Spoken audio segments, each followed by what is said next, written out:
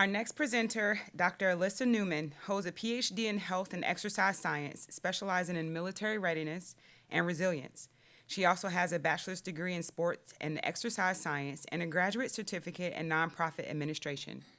With over 15 years of coaching experience in both civilian and military or tactical environments, she focuses on human performance and education. Dr. Newman is Valkyrie Project's Research Grants Manager and Nonprofit Advisor. Ladies and gentlemen, please welcome Dr. Alissa Newman.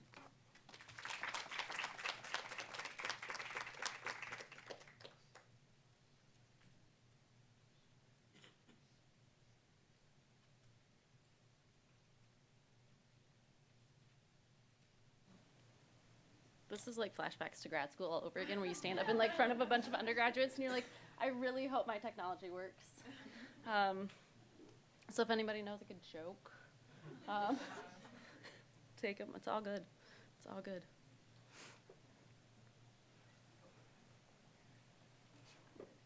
Okay.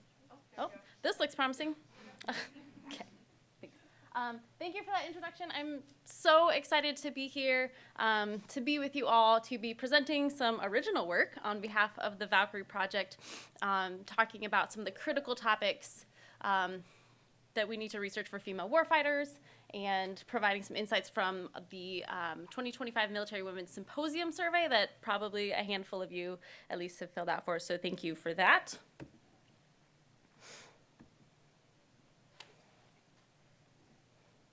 There we go. Okay, this is, it's different. I think I still have Dr. Hamlin's presentation up here. All right, well, good. We'll just do it live, team. Did the down arrow work?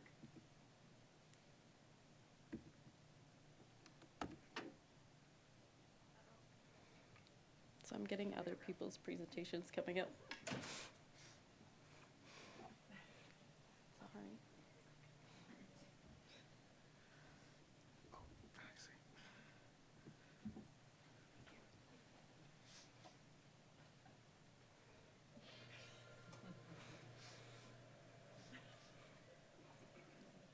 I knew it was going too well. Yep, We're this gonna is have fine. Any technical problems? This is fun.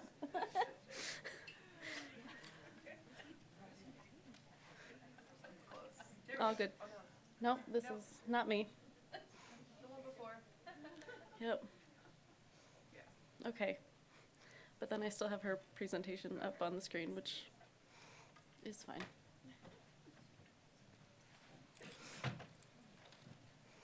Do you see what this is my problem? Oh, yeah. Okay, let me go. Okay.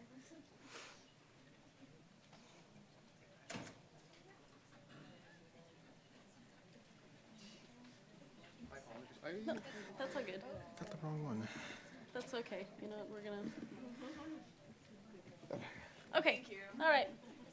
Okay, for real this time. Thank you so much. Stoked to be here presenting some research on behalf of the Valkyrie Project. Thank you to the folks who have filled out this survey. There is a link at the end if you're like, oh, I would like to also participate in this. But really the purpose of the survey and the purpose of my talk today is to identify areas of concern for female service members, right? We know that the research is absolutely lacking in this area. We know there's a lot of work that still needs to be done, and we think that it's also incredibly important that we recognize that female service members are the experts in their experience, and that we center their voices as we are determining our research agenda and we're pushing policy forward. So we sent out between December and now a 50-question survey asking about women's health, gear and apparel, physical fitness, as well as cultural and structural challenges that women were facing. It was comprised of open-ended questions like here at the bottom, and then some yes/no questions, some rating on a scale of 1 to 5. How much do you agree with this statement or not? Just a quick overview of our demographics. The majority of our respondents, 46%, were from the Army, with the remaining 54% comprised of the other services. Our respondents were primarily active duty and primarily in conventional service. So a total of 141 people, if I did not mention that. We had a pretty good spread of time in service from 1 to 20 years, with the majority of our participants landing between 6 and 20 years. We had more officers respond than our enlisted personnel, and we're pretty underrepresented in that junior enlisted category, so just something to keep in mind as we go through these results. One of the very first questions that we asked was, what do you think is we gave a list of topics as well as some write-in options, like what is the number one priority, or what are your top 5 to 10 research priorities for female service members? Number one was gear and apparel, with 61% of our respondents agreeing that this is absolutely a high priority research issue. That was followed by pregnancy and postpartum concerns, physiology and performance, and how do we optimize that, the impact of institutionalized sexism, behavioral mental health, and healthcare. So we'll touch on gear and apparel. There's a whole session about this tomorrow, so I'm just going to hit some highlights for you here. The majority of our respondents, about 73%, stated that the fit or comfort of their equipment has interfered with their job performance. And almost everyone responded that they have at least had some issue with their gear and apparel, with ill-fitting gear. And these things are just like as basic as the ability to use the restroom without like getting bodily fluids on yourself or making it whole production. Discomfort, right, which is distracting, it's not great. Injury concerns from things not wearing correctly, we're distributing load in the wrong ways. Safety concerns, right, things like tripping, falling, getting caught on something, as well as, if you have protective gear that doesn't fit very well, how confident are you that that's actually going to do its job and protect you should you need it? And then impaired performance, right? It is hard to move around if things are bulky or like riding up weird or things like that. So people are, as we heard earlier, right, I can't hold my weapon because the grip is too big. So some critical needs in this area. We need gear and apparel that facilitates bodily functions. Like, I cannot believe that it is the year 2025 and I'm telling you that you need to make gear so women can pee. Like, that's outrageous, but here we are. Better fitting everything. We asked women what things they were purchasing because what they were issued didn't work, or they didn't get issued something that worked, and it was literally everything. And then we need to get women access to those things. So almost 65% of our participants responded that they don't have access to female fit gear. And some of the comments were like, I know this is available, but my unit won't procure it for me because it's a special need. So we need to do better. In the area of women's health, the majority of our participants responded that they did not have access to OBGYN or female-specific physical therapy support at the unit level. Almost 80% of our respondents stated that they have felt dismissed or not fully acknowledged by their healthcare provider when they brought up their women's healthcare concerns. 75% state that their healthcare team has never asked about their life course challenges to include perimenopause, menopause, pregnancy, postpartum, etc. And despite being really widely prescribed, the majority of our respondents state that they felt minimally to not at all informed about the effects of birth control on their performance, health, and well-being.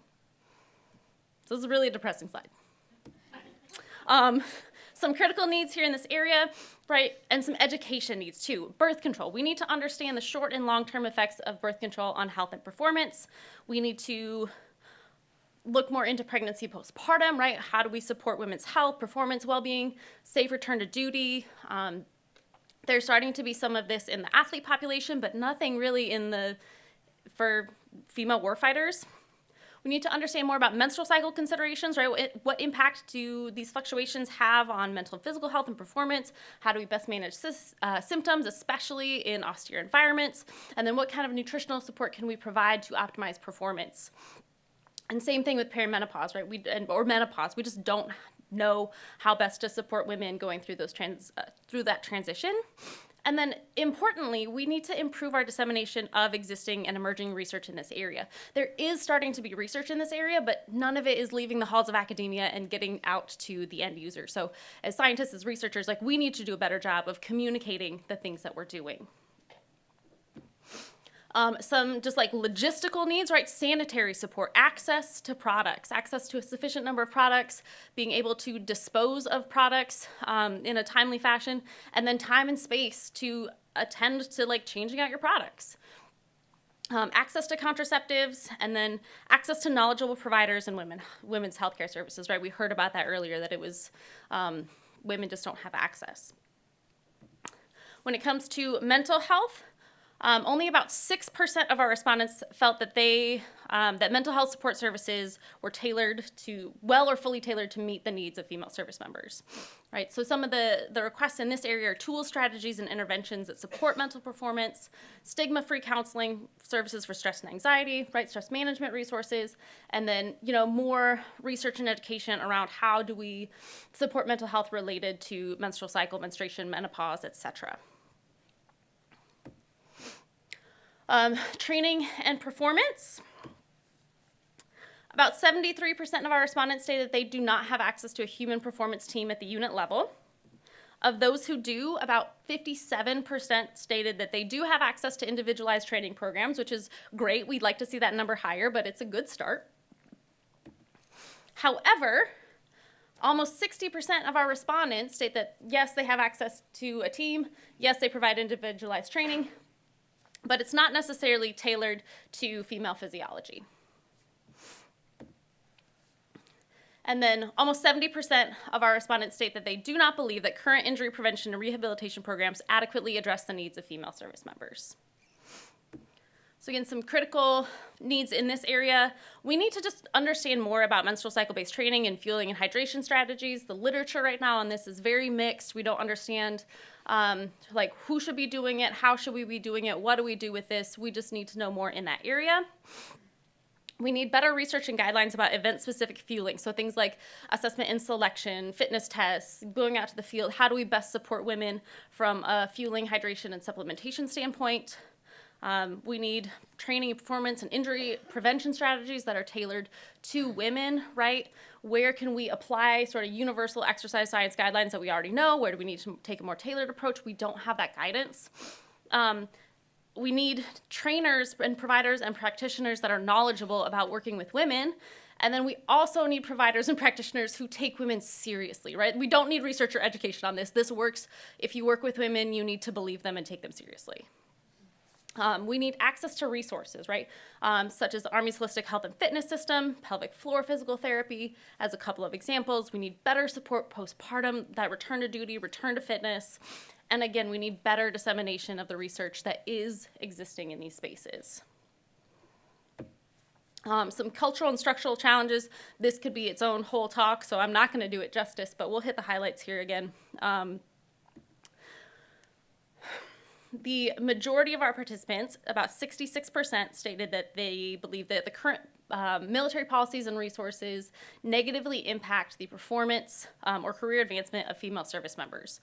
And a lot of these were policies related to postpartum fitness testing, some discrepancies across the service in how that's handled, the impact of pregnancy or postpartum periods on career advancements. We know that everybody deals with, or not everybody with children deals with competing work and family obligations, but we also know that this disproportionately impacts women. And the same thing with childcare, right? The cost, the hours of availability, it impacts everybody who needs to use childcare services, but disproportionately impacts women. Physical fitness standards, while 75% of our respondents agreed that their services' physical fitness standards were fair, we did have very mixed opinions in the open-ended questions about this, but primarily the theme was that we just want clear, fair, consistently upheld standards. Several comments that the standards were too low, especially for women in combat MOSs. A lot of requests to change from sex norm standards to MOS-based standards or assessments, right, based on job requirements. Like, just answer the question of, are you capable of doing your job, right? There were several comments that actually the gender norming or sex norming of these standards has now actually caused some backlash, right? They're like, oh, you just passed the girl standard. And then one of the other themes was just an emphasis on better training, preparation, and education to help women be successful at these tests, right? Don't change the test, help us better prepare for what we have to go do. Body composition standards were a different story, right? With the majority of our respondents stating that they felt a need to diet outside of their normal eating pattern, so something between just like maybe small diet to disordered eating patterns, to meet body composition standards, pass physical fitness tests, or maintain or abide by unit culture, right? And the majority of our respondents stated that they do not believe that the current height and weight standards are fair or reflective of current female body composition norms, especially in that postpartum period. Some critical needs in this area, right? We need height and weight standards that are in fact fair and reflective of current female fit or current body composition norms for women, especially in that postpartum period, and improved access to childcare. We need to better understand how pregnancy postpartum impacts career advancement for the women who don't want to have to necessarily choose between having a career and having a family. And then better training and performance education for fitness testing. In the realm of culture, again, could be a whole talk, but some of the themes from our open-ended questions about this were leadership and how important leadership is as sort of the make or break factor for a woman's experience in the military, right? Support or not, sexism or not, what's okay in that environment or not. Unit cohesion was right underneath that, support from other women, support from their male counterparts, access to positive mentorship. A critical need is to address military sexual trauma. This is unfortunately incredibly common. I mean, first and foremost, we need prevention, but we also need justice and support for women who are experiencing that. Safety, right? Physical safety, emotional safety, psychological safety are all hugely important. And then some work environment concerns, right? Sexism, racism, harassment, double standards, right? That feeling that you need to work twice as hard to get half the respect as a woman. And we found that about 2/3 of our respondents experienced sexist or unfair treatment based on their sex or gender, mistrust of their supervisor in support of supervisor support in times of hardship, or rumors affecting their reputation. And this was seen as a barrier to their career progression, right? 2/3 of women. As a break from all that doom and gloom, we did ask, like, what's something that has shifted recently that has improved your experience, right? Updated grooming standards were a huge hit. And some of it is just like, you feel better, but also like your hair now doesn't bring your helmet over your eyeballs. Like you can see when you're firing your weapon. You're like, great. We are starting to have gear and uniforms that fit. Again, we need to get them to the women.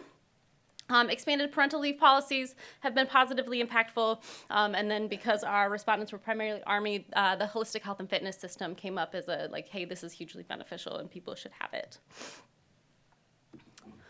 I know I threw a lot of numbers and a lot of information at you in the last 15 minutes. There is more to follow. We did just scratch the surface of the results of this survey. We'll be compiling this and putting it into a document called the 2025 Critical Topics for the Advancement of Women Service Members. That will be available on our website at thevalkyrieproject.org. You can sign up for our newsletter. You'll get it. If you have not yet completed this survey and you would like to, you can scan this QR code here. We're still accepting responses. And then if you have any more questions, you can come find me, chat with me. Our Valkyrie Project contact is up there. My personal email is at the bottom. And with that, I will thank you all so much for your time.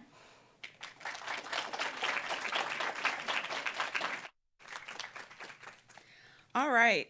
We will now take a 10-minute break and be back at 2:15.